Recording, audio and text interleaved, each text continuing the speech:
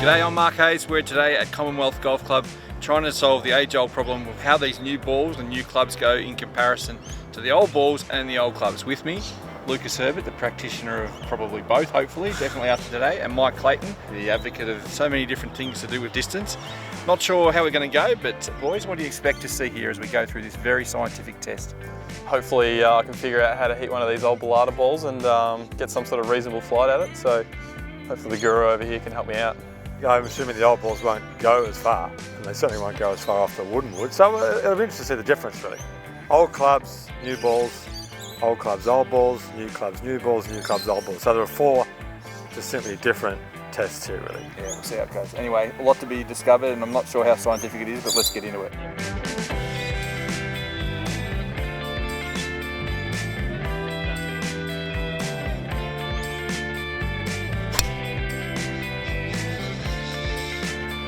Pretty good flight.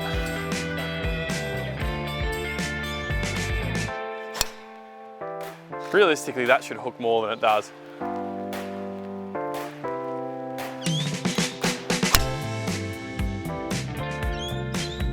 That's not a great goal swing. I think so.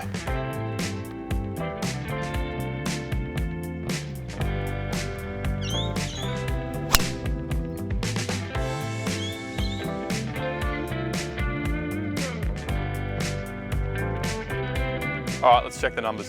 So I'm going to cut you some slack, mate. It's a bit early in the morning and the ball isn't flying too far, but still very impressive numbers. 263.8 metre average on the carry. Is that about what you expected? Yeah, I think so. Like for me, club speed consistency there is around 120. And yeah, obviously flying around 265 there on average. So, and I think probably the biggest thing that I've noted in there too was the worst one sort of was 118.5 metres left. And I didn't really think that deserved to get that close to the fairway. So that sort of shows with the new technology how, I guess, consistent the ball flight is even with a bad swing. So what's next, mate? What are we going to hit next? I think we'll go one of the old balls with this driver. So the Sporting Tour Edition, which was the first solid ball that would spin. It was Greg Norman spun off the green in the 1986 USPGA. Titleist Tour 100, because that was sometime in the 80s, I think. Professional hundreds, that was the ball Tiger was playing with before he switched to Nike. Brand new Spalding Hot Dot. So it's a big ball, so it's post 1978, probably say early 80s.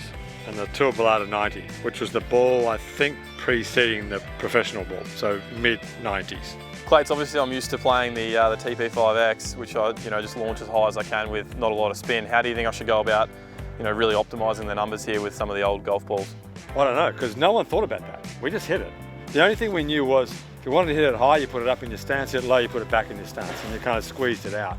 The problem into the wind with squeezing it was you would get too steep and you would balloon it. So there was a kind of cross between how do you keep it low without ballooning it and spinning it too much. Which is what we're talking about Hangdale on the podcast. Hangdale was hard because the trees were low. So if you got it in a crosswind and the ball got above the trees, it was really hard to control it there. That was why that course was tight. It was tight in a crosswind because the trees were lower. But no one knew anything about that stuff. We just hit it. Oh. So you should be sentenced with the thing of figure it out yourself. Really. So there might be a bit of trial and error here. It was true, because that's what everyone did. It was all trial and error. I'm half worried about my driver here.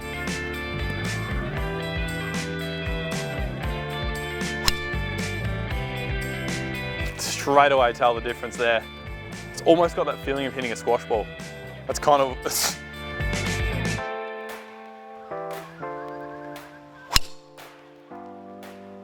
It felt okay, but you could see it was dead in the flight, wasn't it? Just really didn't have that go like the TaylorMade did. You'd be disappointed if that happened, didn't you? It's interesting how the smash factor drops to 140. Was it 147, 148 before? I think good golf balls fade and then draw, do they? They're still flying all right. It's not like they're busted inside and falling out of the sky. That flight felt a little more representative of what it should have been. Still didn't go anywhere though. All right, last one with the old balls. I'm just going to try and hit this a little bit more like they did back in the day. Just hit a little lower and try and get a bit more spin in it.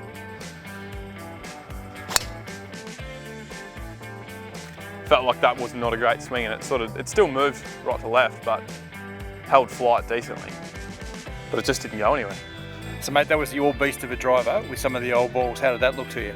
Yeah, it's just quite interesting. The club speeds have stayed quite similar there. The average is exactly the same. So we've had a pretty consistent test there. Obviously the ball speeds dropped about 5 miles an hour there and the carries dropped about 17 metres. The old ball went quite a bit straighter than the new ball. I think maybe not going as far, it's not had a chance to go as far offline. But quite similar in the dispersion left and right, which I thought was quite interesting. How did it feel on the club? Yeah, it was quite soft. Like I said, it was almost like hitting a squash ball. You know, I hit it hard, but it just didn't have that sort of penetrating effect off the club like you'd expect it to have. Well, now we're heading off to the new ball with the old sticks. We've rated Clayts' boot to do this, so let's get into it. We've got a few options here. Clayts, what do you reckon for a driver? First one's a Joe Powell driver. It's actually never been hit. A friend gave it to me. The head was in bubble wrap, so it's never been hit. Brand new shaft, but it's a 1980 club. Okay.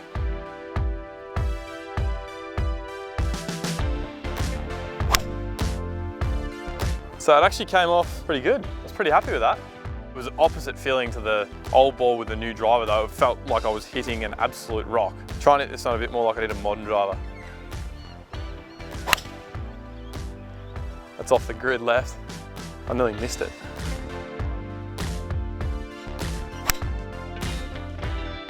No good left.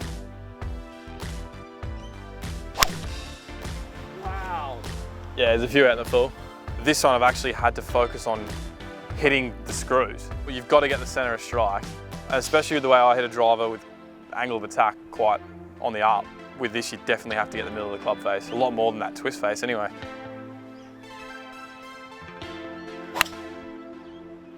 It's all right, we can deal with that.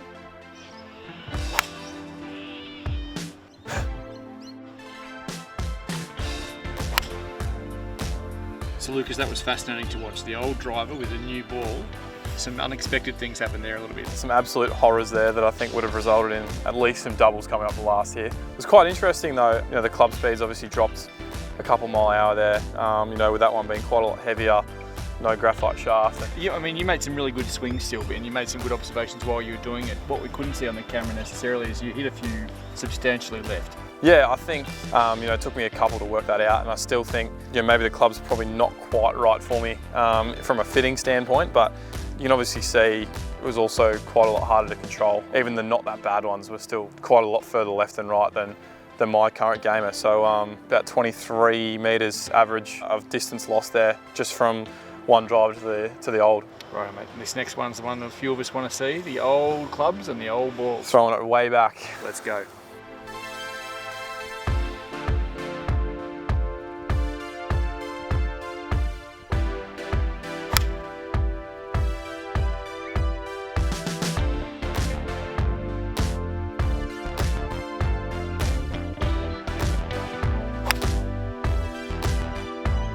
The punishment for not hitting it in the centre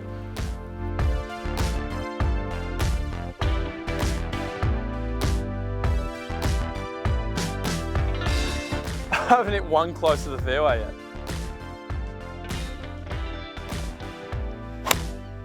The inclination was to tee it low because you thought tee it low, hit it low into the wind, but often that led to a steep angle of attack and a divot. If someone's doing that, then remember to tee it up and they don't feel like they've got to go down to get it. In 2 days you figured out, I've got to get this thing on the fairway. So then you start dialing back the club head speed and you start playing like Graham Marsh did, getting the thing on the fairway, because you'll soon get tired of that. Now you're going to hit it low and squeeze it out there and fly at 220 and make it run 30 and leave yourself a 4 under the green.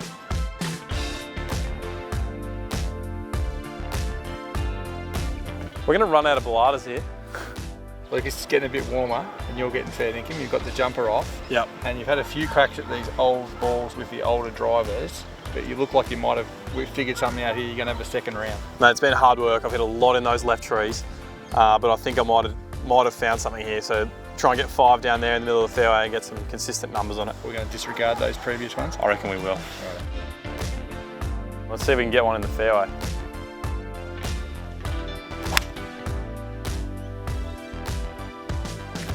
A little high on the club face, but it's the straightest one I've hit. I'm afraid to look.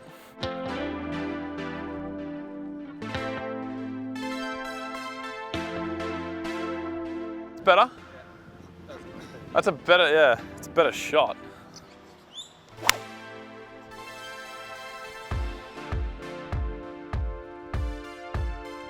Still only getting 230, isn't it?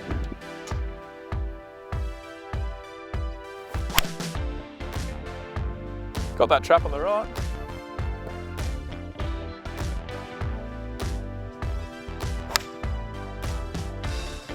Getting some decent flight with this thing now at least. All right, go to a Balata.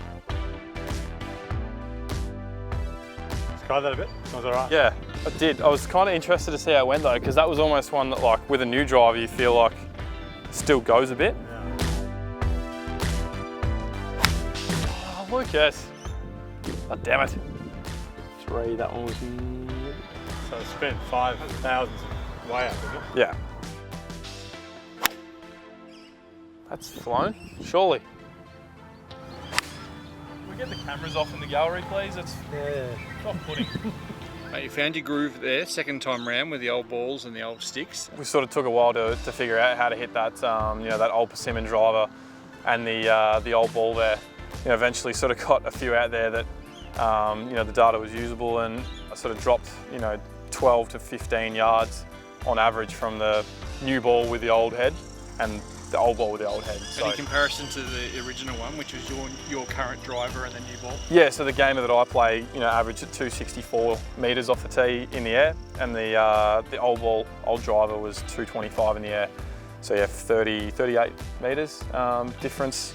Yeah, it was sort of, you know, interesting. Gave me a good insight, just more as to what it feels like to hit those, you know, those balls and those drivers, because, you know, I grew up in an era where we were playing frying pans basically. So I've never had the appreciation of you know, being able to hit that stuff. Good. You found respect for the old guys? Nah, I do, for sure. Yeah, I think the game was just different back then, and yeah, obviously golf courses are changing now. Tees are going further back, and bunkers are going into different places now. Yeah, it's almost like two different games.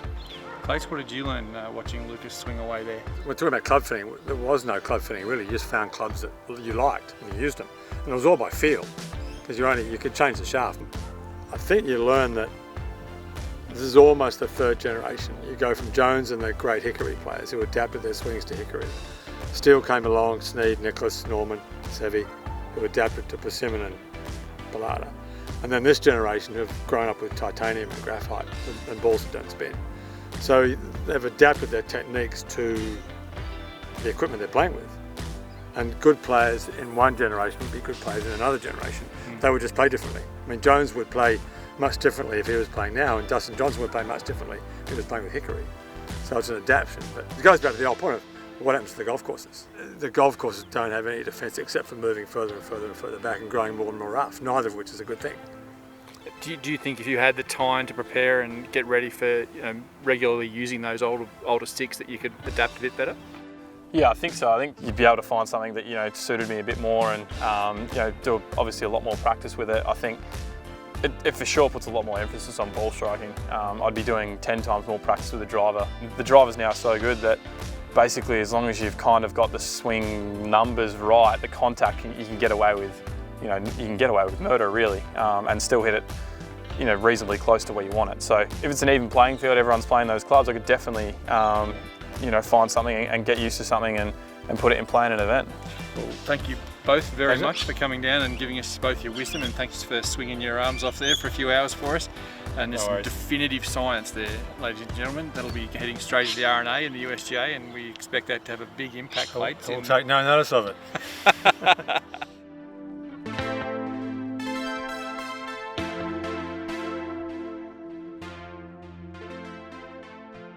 Which spins an already spinning golf ball. Yeah.